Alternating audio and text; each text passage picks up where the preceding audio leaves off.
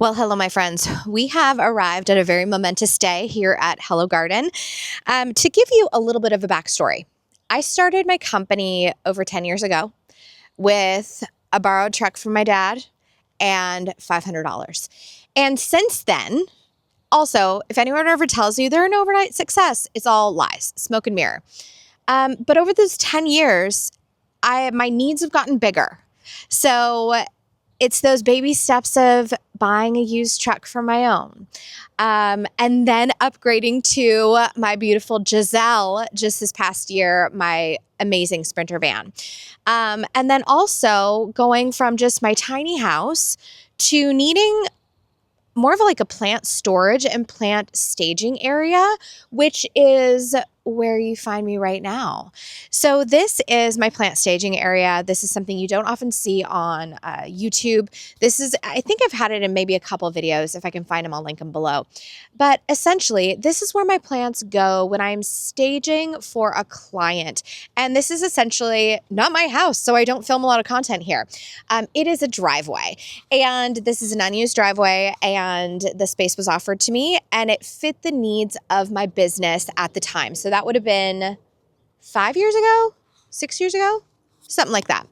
But since then, business has 3x'd, and I have outgrown this space. It is now reaching pandemonium level for me. So I'm going to walk you through how I use this, and I'm going to introduce you to where I am moving. And I feel like this is about ready to just level up my game. So the reason that you need a space like this as a working landscape professional is because you need to stage for clients, because oftentimes you need to stagger deliveries, or in my case, I'm also doing a lot of container work. So during my busy season, I'm receiving deliveries once or sometimes twice a week of product that then I will stock my personal nursery with and immediately go out to clients. And so this having a working space is super duper important. Now, when I started this year, one of my goals was actually a potting station. And I feel like the universe delivered much more than a potting station, because this space is going to, I think it's actually going to change the trajectory of how I'm able to do business and the efficiencies that I just simply need. So a couple of the struggles I have with this area. Number one, this driveway is actually sunk down. So there's actually a retaining wall behind me that's about at the level of this table. Well, what I didn't realize is it creates a crazy microclimate where it just like cooks moisture and heat. And so what I'm currently struggling with is when this driveway gets too full, I can have issues with mildew, where I'm having to toss product. The second thing, the business has grown so much that I actually need tables on both sides of the driveway, which leaves me with like 2.5 feet to walk down the middle. And when you're trying to carry a flat down the middle of this workspace, and there's two of us working in here, it then becomes like impossible to not trip or have accidents. And even though I'm a small business, workplace safety is really, really important to me. One-handed people. This is where I say old dog, new trick. Okay, so for the record, I have 25 inches of walkway space here, and that is insufficient because when you're carrying a tray, our trays are generally about 20 inches wide. It leaves like no wiggle room, and you certainly can't pass, like my assistant and I, we can't pass each other. The other thing, y'all, we need to figure out this hose solution. If you know, you know. We are always dragging hoses through here, and it's always a hot freaking mess. And also, again, tripping hazard. And then you can see down here just like exactly what I'm talking about. It's muddy. I can't clean it properly. And it's time for an upgrade. What I need is a hose link. I've actually just purchased 2 of them for my client, that were one for the cutting garden and one for the back garden where her pond is. I need a hose link at this point. I need it to be retractable. I need it to get out of the way. I mean, nothing ruins a day faster than a twisted ankle on a hose, which I don't really have a choice in terms of like positioning of this because it comes down the side yard and comes out here, which by the way, I would love to say I'm one of those people that just like tidies up my hose perfectly, but that is not me. And I hope that by me just saying that, it's a good thing for all of you to hear, because my natural inclination is to not tidy up and spend 10 minutes winding a hose. I've got a very busy life. I need to be on to my next project. And so I actually think a hose link is in my future. So stay tuned on that. Also, the other thing that I'm running into is occasionally this nursery space of mine will empty, and then other times it'll be completely full. And that's to be expected. But what also ends up happening is I'm losing track of things because I don't have this set up like a proper commercial nursery. So, and what happens when you don't have things set up properly and properly organized? Sometimes things die.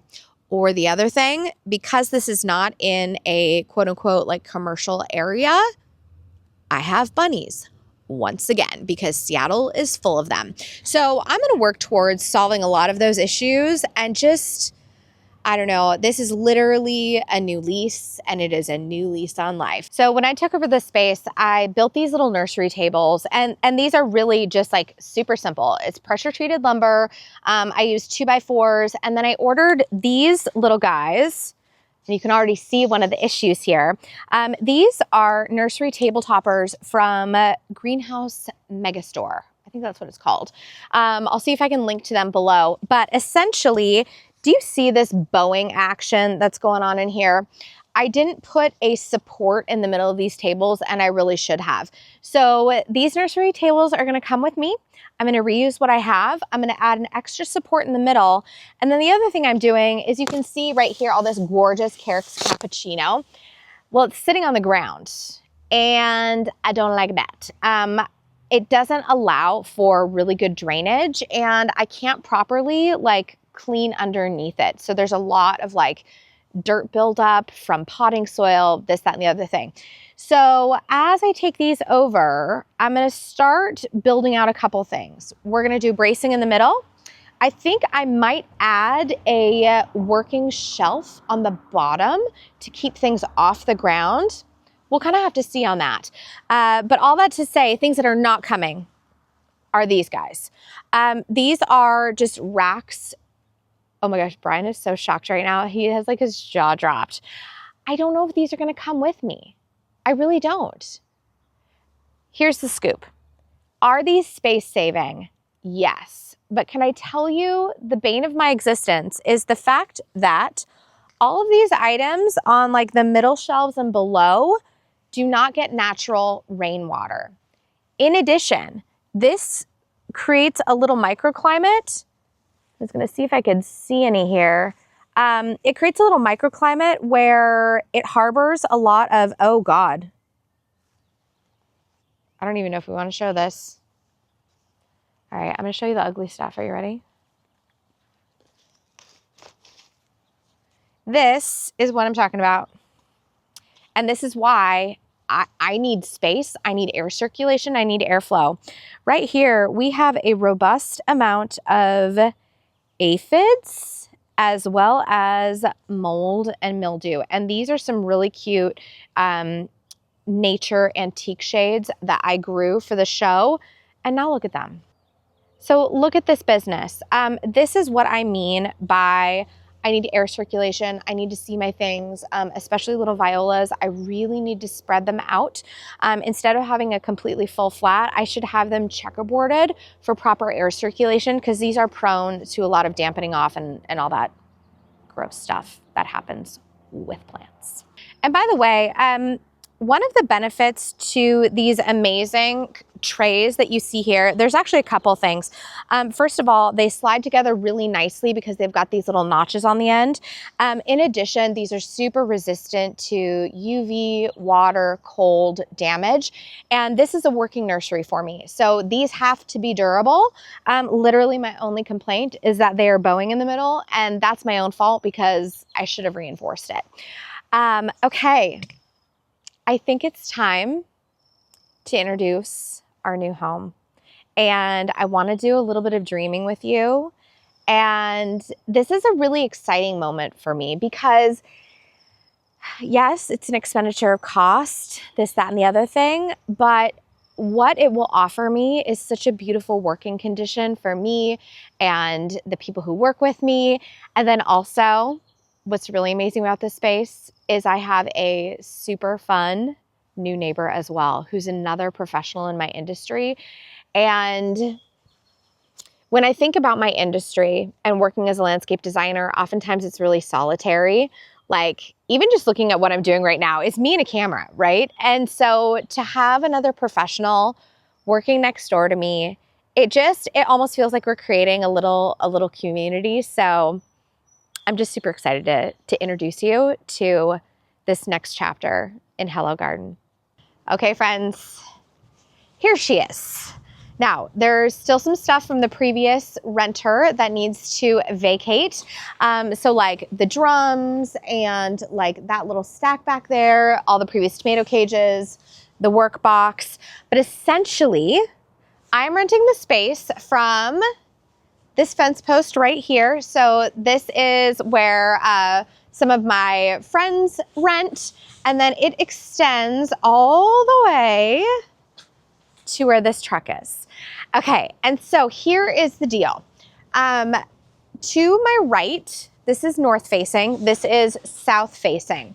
So what's great about this is the sun comes directly overhead and sets over there. And so as I'm thinking about setting this up as essentially a working nursery for me, I always have to think about how am I gonna position my things? How is the workflow gonna come through? And then also like, can I squeeze out a filming space? So I think what we're gonna do is, as the summer kicks into high gear, this back here is gonna become my shade zone. Most of my shade items are probably gonna live in this corner and maybe even extend out just a little bit here. And then I'm also gonna be getting an awning to put up to create even more shade for those items that need it. Next, I think back here is going to become a new filming and a new potting area. So I have like a bona fide workspace where I can just come in, I can design.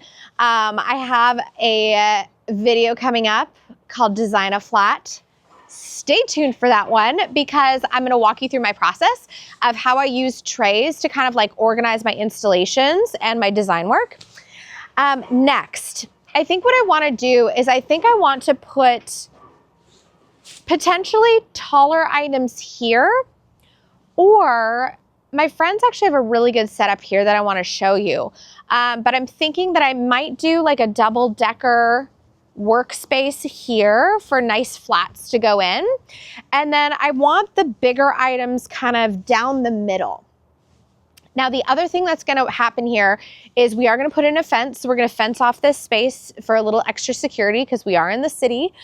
And then we're also setting it up where my neighbor and I are going to share a drop zone for bagged products. So think compost, think potting soil. I mean, last year alone, I think I went through almost 150 bags of potting soil.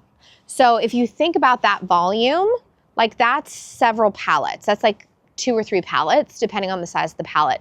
And so my neighbor and I were actually gonna do some joint ordering and set up a drop zone for all of those bagged goods. One of the other amazing things here is when you are in my industry, you end up with a ton of green waste. You end up with a ton of plastics that need to be like washed and recycled. And so what this space also offers is a way to dispose of all of those items very quickly and efficiently. Because one of the things that I run into is when I'm working and I'm in my van, we're in Giselle, it's like, I have to drop off one place for plants, and then I have to drop off another place for clean green, and then another place for recyclables. And at a certain point, my brain is like, you know what? Enough is enough. Let's consolidate. And this is another one of those moves that's gonna save me hours upon hours upon hours. Oh, the last thing, I think the water was back there. That's a water pipe there. So friends, what's so exciting about this space is I'm going to take you along as I set this up, and some of this you can actually probably take home and apply in your own home garden. So we're going to walk through setting up nursery tables, how we built them, how we're modifying them for this round. We are going to walk through setting up a drip system because I want this place to be automated. So I will walk you through that process as well.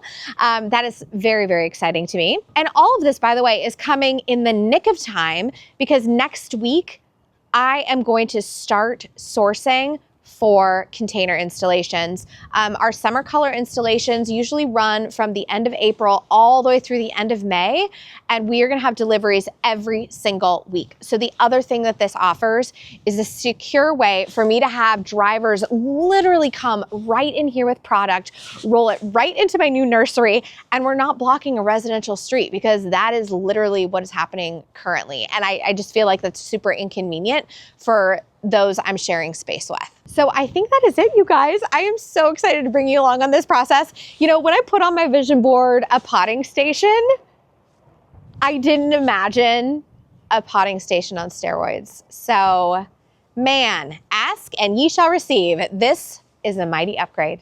I'll see you in the next one. And in the meantime, say hello to your garden for me.